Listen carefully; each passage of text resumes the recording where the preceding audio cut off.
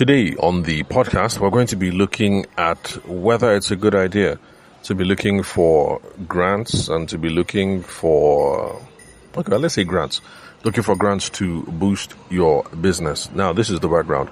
I just spoke to a young lady recently, one of my sisters. Her name is Mbafan. Mbafan, what's up?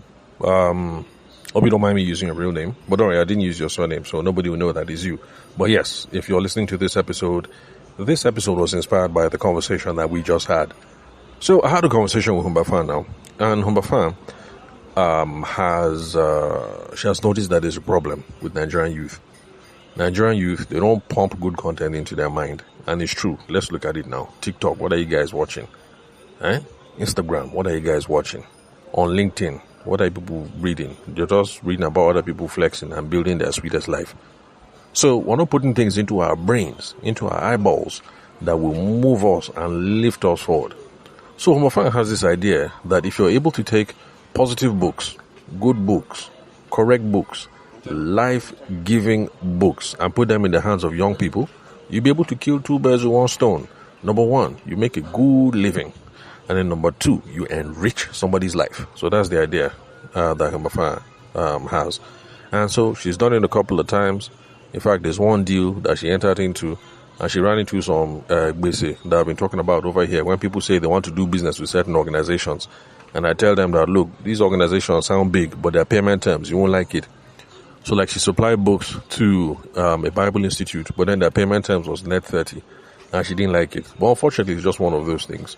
It's one of the problems I have with dealing with big parastatals and NGOs and stuff like that. I like to receive my money up front, but these people, they don't like to pay you up front.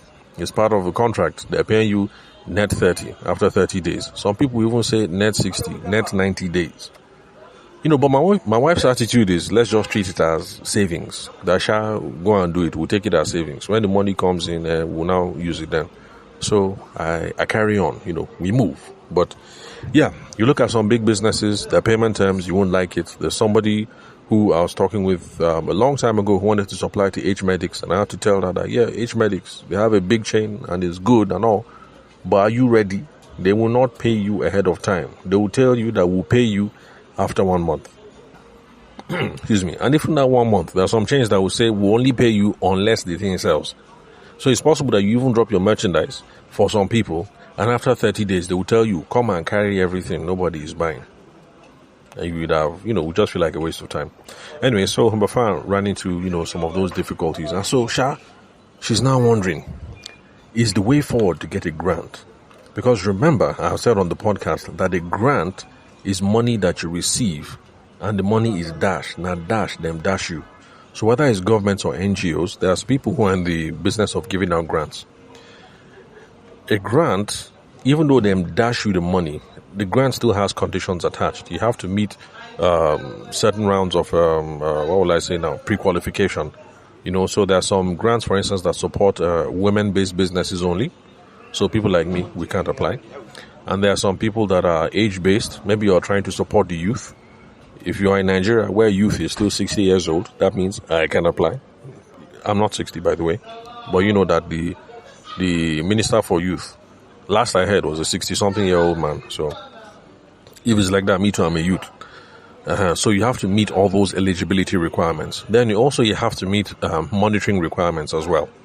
When you apply for the grant, and they dash you the money, they want to be sure that you used it for its purpose. So let's say there's a grant that is tailored to men aged between 45 and 65 in the agricultural value chain, and who are in the business of exporting pineapples. When they give you that grant, they want to be sure that you use that money to go and buy land for pineapple farm, to go and buy seed for pineapple, or to pay workers for harvesting the pineapple, or to, register your export business for exporting the pineapple, or whatever it is. They want to be sure that those millions that they gave you, you used it for the pineapple business. They don't want to hear that they gave you that money and then you now took it and married second wife. So there is monitoring requirements that are attached to these things. So that is a grant. Sounds like it's a good idea. It sounds like it's free money. And people run into business trouble and then they wonder, should I be looking for grants? So those are some of the things that we're going to be looking at in today's podcast episode. So, welcome. I'm your host, Tavishima Ayede. If you like these sorts of things, how do I finance my business? How do I grow my business? How do I solve problems in my business? How do I attract more customers? Then this is your jam. Subscribe on Spotify, YouTube, Apple, or any player of your choice. Don't go anywhere. This is what we talk about every single day. Okay, well, every couple of days. But since we have over 1,200 episodes, in effect, it will be as if I'm here every day. But really, I'm not. It's just that I have quite a backlog. So now, back to my sister now, Mbafan. So I had to be honest with her. I say, sis? She said, yeah. I say, sis, to be honest, when it comes to getting a grant, usually it sounds like it's a good idea, but I had to level with her that this is how grants work.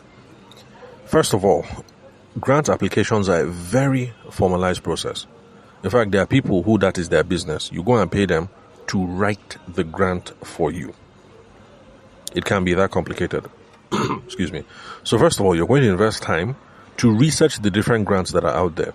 So she is a young woman of a certain age who is interested in selling literary products.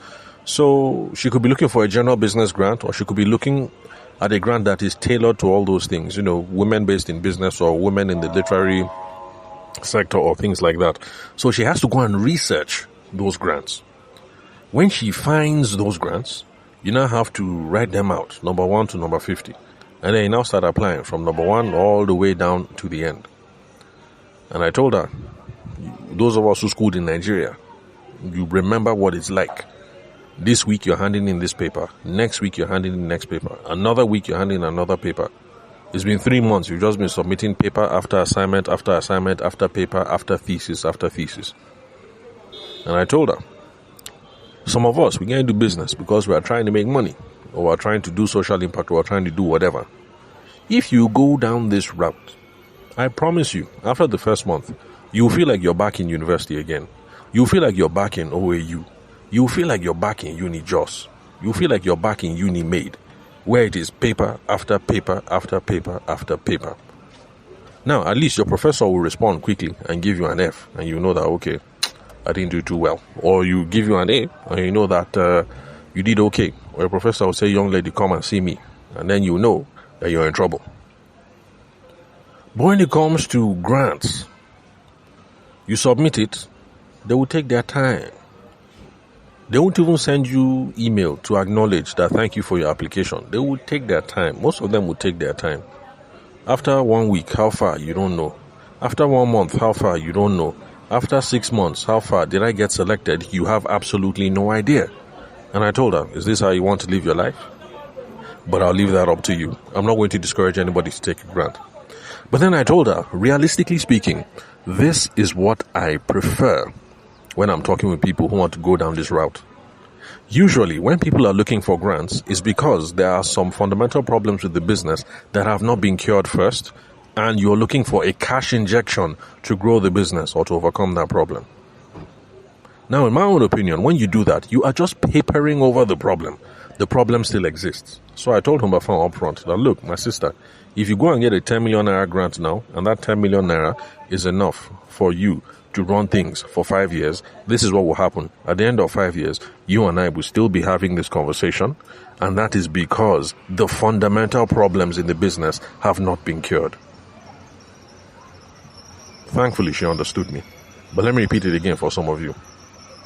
Number 5 is in the business of getting books. She will get those books from Lagos and then sell them here in Abuja. The fundamental problems are that she's not able to source books that are in demand, or let's say she sources books that are in demand, but she can't source them at the right price. Because she can't source them at the right price, she can't sell at a healthy margin. If she can't sell at a healthy margin, she can't sustain herself. Or let's say she finds the right books at the right price and the margin is right, but she can't find enough buyers. You can see how if you're looking at things from a fundamental perspective, there are small blocks, small chains in this process that we need to fix to get this business going. Now, for someone who has solved these fundamental problems, if you want to go and look for grants, that cash injection will now boost you. it will now scale you. But until you do that, the grant that you get, you will just use it to be papering over your sins. But your sins are still there. And the wages of sin is death. So if your business is committing sin, right, your business will die. Your business is being starved of profits, being starved of its lifeblood, which is money. So, you want to look for a grant? No problem. Go ahead. You're up to it? No problem. Go ahead. Just know you feel like you're back in school and you're a professional student all over again. If you're willing to put up with all that, no problem. But just know that if you've not cured the fundamental problems with your business, when the grant comes in, if it comes in, I promise you, you'll be back to square one again. You will. You know how money flies now. 10 million sounds like it's big, Abi. No problem. 10 million comes in. How much is shop rent? 1M. This is Abuja. They've already started asking for 2 years. That's how 2M will go in shop rent.